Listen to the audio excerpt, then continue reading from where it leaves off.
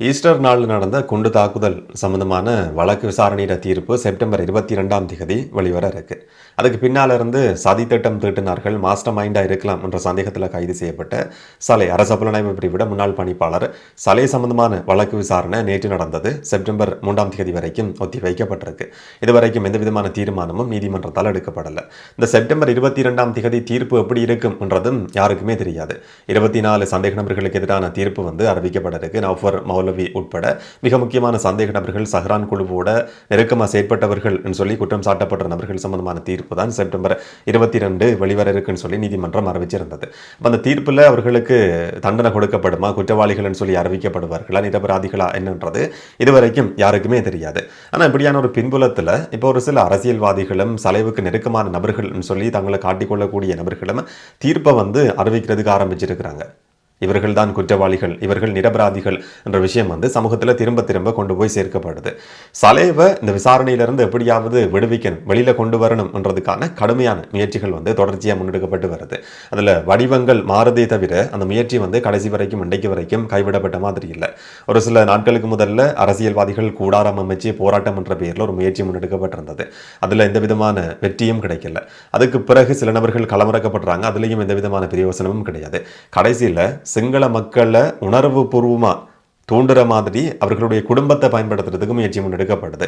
சலை நாட்டுக்காக சேவையாற்றின ஒருத்தர் இவ்வளவு கஷ்டப்பட்டு கொண்டிருக்கிறாருன்னு சொல்லி ஒவ்வொரு நாளும் மனோரி சலையோட வைஃப் ஊடகங்களை பார்த்து வாய்ஸ் கட் கொடுத்து ஹாஸ்பிட்டலில் அவரை பார்க்கறதுக்கு போய் கொண்டிருக்கிறேன்னு சொல்லி அந்த மாதிரியான ஒரு முயற்சி முன்னெடுக்கப்பட்டிருந்தது. பிள்ளைகளை ஊடகங்களுக்கு காட்டுறது, மனைவியை காட்டுறது, மனைவி மனோரி சலை ஜனாதிபதி அனுரகுமார் திசாநாயக்கவுக்கு கடிதம் போடுறது, அம்மா 35 வருஷங்கள் இராணுவத்தில் இவர் சேவையாற்றின என்னுடைய மகனை இந்த மாதிரி பார்க்க முடியாமல் இருக்குன்னு சொல்லி அம்மா கடிதம் போட்டிருக்கிறாருன்னு சொல்லி அந்த கடிதம் ஊடகங்களில் சொல்லப்படுறது வரைக்கும் குடும்பத்தை பயன்படுத்தி ஒரு முயற்சி முன்னெடுக்கப்பட்டிருந்தது. அந்த முயற்சியும் எந்த விதமான பலனும் இல்லாமல் தோற்று போகுது என்று சொன்னால் 90 நாட்கள் தடுப்பு காவல் உத்தரவுன்றது திரும்பவும் நீடிக்கப்பட்டிருக்கு. சலை சம்பந்தமான நீதிமன்ற வழக்கு விசாரணையும் தொடர்ச்சியாக நடந்து கொண்டிருக்கு. இப்போ சலைவை காப்பாற்றுறதுக்கான முயற்சி முன்னெடுக்கப்படுறதுக்கு பின்னால் நிறைய நோக்கங்கள், நிறைய காரணங்கள் இருக்க முடியும். அதில் எல்லா முயற்சிகளும் கைவிடப்பட்டு தோல்வி அடைஞ்சிருக்கிற பின்புலத்தில் கடைசியில் இன்னும் ஒரு நபர் களமிறக்கப்பட்டிருக்கிறார். ஓய்வு பெற்ற மேஜர் ஜெனரல் சொல்லி தன்னை அடையாளப்படுத்தி கொள்ற ஒரு நபர் கிட்டத்தட்ட 30 வருஷங்களுக்கும் அதிகமாக இராணுவத்தில் இருந்திருக்கிறாராம். உபாலி ராஜபக்ச சொல்லப்படுற ஒரு நபர் இப்போ சலைவை காப்பாற்றுறதுக்காக களமிறக்கப்பட்டிருக்கிறார். சலைன்னு சொல்லப்படுற நபர் யாரு, அவரோட நான் எப்படி எல்லாம் வேலை செய்திருக்கிறேன்னு அவரோட அந்த காலகட்டத்திலிருந்து அவர் இராணுவத்தில் இருந்த கனகாலமாக அவருடைய பயிற்சிகள் சம்பந்தமான விஷயங்கள் எனக்கு தெரியும். அவர் நாட்டுக்காக மக்களுக்காக சேவையாற்றக்கூடிய நபர் சொல்லி அவரோட நான் வேலை செய்திருக்கிறேன், அவரோட நான் பயிற்சி பெற்றிருக்கிறேன் சொல்லக்கூடிய ஓய்வு பெற்ற மேஜர் ஜெனரல் உபாலி ராஜபக்ச இன்றைக்கு ஊடகங்களுக்கு முன்னால களமிறக்கப்பட்டிருக்கிறார். அவர் நிரபராதி, அவர் மேலே சுமத்தப்படுற குற்றச்சாட்டுக்களை நம்ப முடியாமல் இருக்கு. அப்படி செய்யக்கூடிய ஒரு நபர் கிடையாது. நாட்டுக்காக மக்களுக்காக எப்பவுமே அதை பற்றி யோசிச்சு கொண்டிருக்கக்கூடிய நபர் தான் சலே. இந்த மாதிரியான ஒரு சம்பவத்தில் ஈடுபட்டிருப்பாருன்னு சொல்லி கடைசி வரைக்கும் நம்ப முடியாது என்றது உபாலி ராஜபக்சவினுடைய ஒரு கருத்து. ஒரு சோசியல் மீடியாவில் கதைக்கிறாக்களை பார்த்து ஒரு கோரிக்கை முன்வைக்கிறாரு. இப்போ வழக்கு நடந்து கொண்டிருக்கு. நீதிமன்றம் இதன் வரைக்கும் ஒரு உத்தரவை தீர்ப்பை அறிவிக்கல. ஆனால் சோசியல் மீடியாவில் நிறைய பேர் தீர்ப்பு கொடுத்துருக்கிறாங்களாம். சலை இதோட சம்மந்தப்பட்டிருக்கிறார், குற்றவாளி சொல்லி ஒரு சிலர் சொல்லியிருக்கிறாங்களாம். யார் என்னன்றது தெரியாது. ஆனாலும் நீதிமன்றத்தில் தீர்ப்பில் தான் அது கடைசியில் உறுதி செய்யப்பட வேண்டியிருக்கு. அதே கருத்தை சொல்ற ஓய்வு பெற்ற மேஜர் ஜெனரல் உபாலி ராஜபக்ச இன்றைக்கு சொல்றாரு சலை நிரபராதி சொல்லி. நீதிமன்றம் தான் அதை தீர்மானிக்கணும் சொல்ற அதே நபர் சொல்றார் சலை குற்றவாளி கிடையாது, நிரபராதி சொல்லி. அதுலேயும் ஒரு முரண் இருக்கிறத பார்க்க முடியுது. இந்த மாதிரி ஓய்வு பெற்றிருக்கிற முக்கியமான பதவிகள் இருந்த நபர்கள், இதுவரைக்கும் ஒரு சிலர் இராணுவ சிப்பாய்களாக இருந்தவர்கள் களமிறக்கப்பட்ட சம்பவங்கள் பதிவாகி இருந்தது. இப்போ கடைசியில் சலைவோட இராணுவத்தில் வேலை செய்தவர்கள், ஓய்வு பெற்றிருக்கிற முக்கியமான பதவிகள் இருக்கிற நபர்கள் வரைக்கும் களமிறக்கப்படுறாங்கன்னு சொன்னால் சலைவை எப்படியாவது வெளியில கொண்டு வரணும் என்றதுதான் அதனுடைய முயற்சி, அதனுடைய நோக்கம்.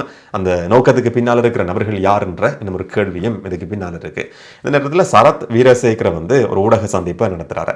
சரத் வீரசேகரோட ஊடக சந்திப்பில் விடுதலை புலிகள் அமைப்பு சம்பந்தமா கதைக்கப்படாத ஒரு ஊடக சந்திப்பு இருக்கான்னு சொல்லி கேட்டா எனக்கு தெரிஞ்ச வரைக்கும் அப்படி நான் பார்த்ததே கிடையாது.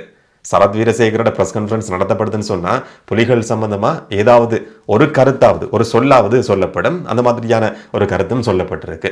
விடுதலை புலிகள் அமைப்புட பிரான்ஸ்ல இருக்கிற நெட்வொர்க் ஒரு வலையமைப்பு இருந்ததாம். போருக்கு பிறகும் அந்த வலையமைப்பு இருந்ததாம். பிரான்ஸ் தூதரகத்தில் போர் காலகட்டத்திலையும் இருந்ததாம், அதுக்கு பிறகும் இருந்ததாம்.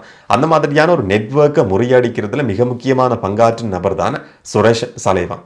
பிரான்ஸ் தூதரகத்திலையும் சலை வந்து வேலை செய்திருக்கிறாராம். அந்த காலகட்டத்தில் வந்து பிரான்ஸ்ல இருந்த விடுதலை புலிகள் அமைப்பினுடைய அந்த நெட்வொர்க் வந்து முறியடிக்கப்பட்டிருந்தது. அதோட சம்பந்தப்பட்டிருக்கிற நபர்கள் எல்லாம் கைது செய்யப்பட்டதில் மிக முக்கியமான ஒரு பங்கு சலைவுக்கு இருக்கு. அப்படி பிரான்ஸ்ல விடுதலை புலிகள் நெட்வொர்க் முறியடிக்கப்பட்ட அதே இடத்துல வச்சு பதிவு செய்யப்பட்டிருக்கிற ஒரு வாக்குமூலத்தின் அடிப்படையில் இன்னைக்கு சலை கைது செய்யப்பட்டிருக்கிறத பார்க்குற இடத்துல எனக்கு கவலையா இருக்குன்னு சொல்லி இவர் வந்து சரத் வீரசேகர வந்து தன்னுடைய பிரஸ் கான்ஃபரன்ஸில் குறிப்பிட்டார். என்னன்னு சொன்னால் பிரான்ஸில் வச்சு தான் ஆசாத் மௌலானோட வாக்கு மூலம் பதிவு செய்யப்பட்டிருந்தது.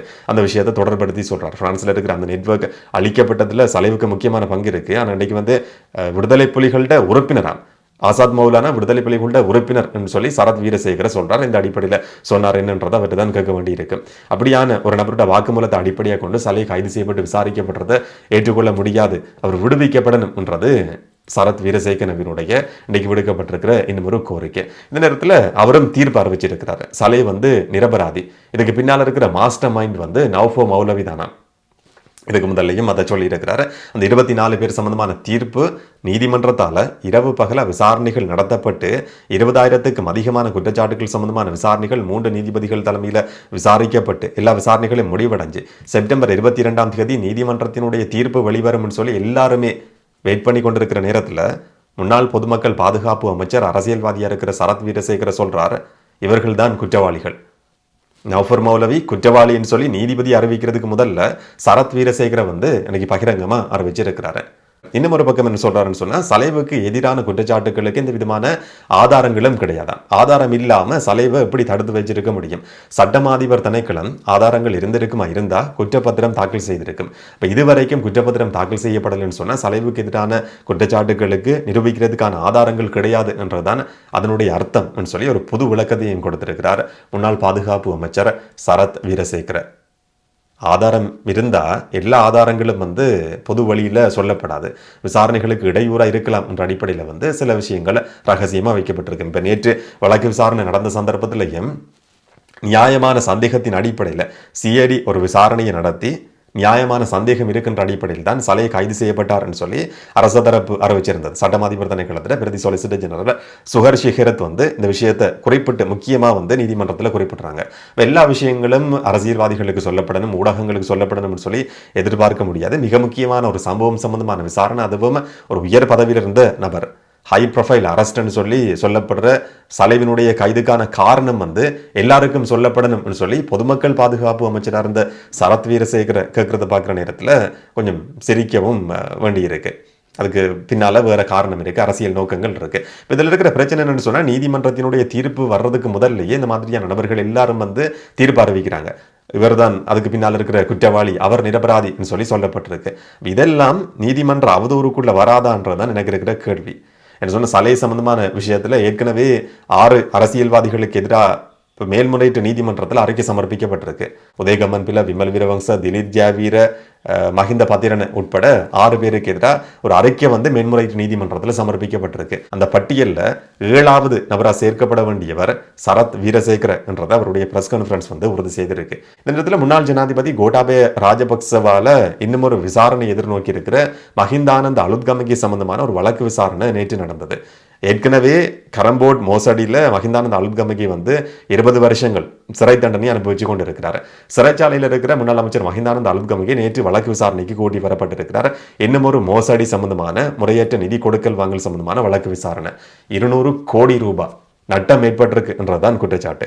கோட்டாபய ராஜபக்ச ஜனாதிபதியாக இருந்த காலகட்டத்தில் சேதன பசலை என்று சொல்லி இயற்கை உரத்தை மட்டும்தான் நாங்கள் பயன்படுத்த போறோம்னு சொல்லி ஒரே நாளில் ஒரு தீர்மானம் எடுக்கப்பட்டிருந்தது. இப்போ கோட்டாபய ராஜபக்ச ஜனாதிபதியாக எடுத்த தீர்மானம், அதனால் அவருக்கு எந்த விதமான பிரச்சனையும் ஏற்பட போகிறது கிடையாது. அதை வந்து கேள்வி கேட்க முடியாதுன்ற அடிப்படையில். இன்னும் ஒரு பக்கம் அதுக்கு கீழே இருந்த அமைச்சர் என்ற அடிப்படையில் மஹிந்தானந்த அலுத்கமகி விவசாயத்துறை அமைச்சராக இருந்தவர்.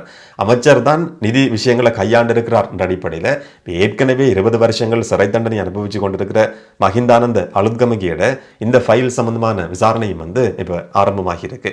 இந்த விசாரணையை முடிச்சு அது சம்பந்தமான அறிக்கையை சமர்ப்பிக்கிறதுக்கு ஒரு திகதி வேணும் சொல்லி லஞ்ச ஊழல் விசாரணை ஆணைக்குழு நேற்று நீதிமன்றத்தில் கேட்டிருந்தது.